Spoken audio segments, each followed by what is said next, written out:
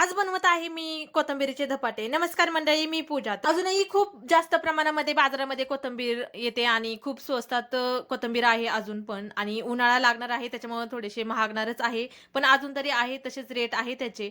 तर म्हटलं आज परत एकदा मी धपाटे बनवण्यासाठी घेतले. त्याच्यासाठी मी गहू, बाजरी, ज्वारी आणि बेसन पीठ घेतलेलं होतं. सगळे प्रकारचे पिठं मी घेतले आणि भरपूर सारा असा कांदा चिरून, कोथिंबीर पण भरपूर सारी अशी चिरली आणि घरात जेवढे काय होते मसाले तेवढे ॲड केले आणि मस्त असा गोळा बनवून घेतला. त्यानंतर पोळपाटावरती एक कॉटनचा कपडा ओला करून घेतला आणि त्याच्यावरती थोडासा गोळा घेतला आपला पीठ मळलेला आणि त्याला असं थापून घेतलं आणि त्याला मी असे 4-5 होल बनवले होते कारण आपण तव्यावरती जेव्हा टाकतो त्याला तर व्यवस्थित भाजला जावा त्यासाठी मी एवढे होल पाडून घेतले आणि तुम्ही पाहू शकता मी ह्या धपाट्याला होल पाडलेले होते तर किती छान असा हा धपाटा किंवा थालीपीठ तुम्ही म्हणू शकता तर व्यवस्थित असा भाजला गेलाय आणि खूप छान लागतो हा आणि हा धपाटा किंवा थालीपीठ आपण दह्यासोबतही खाऊ शकतो आणि सगळे धपाटे मी या पद्धतीने बनवून घेतले आणि असं काहीसा होता डिनर.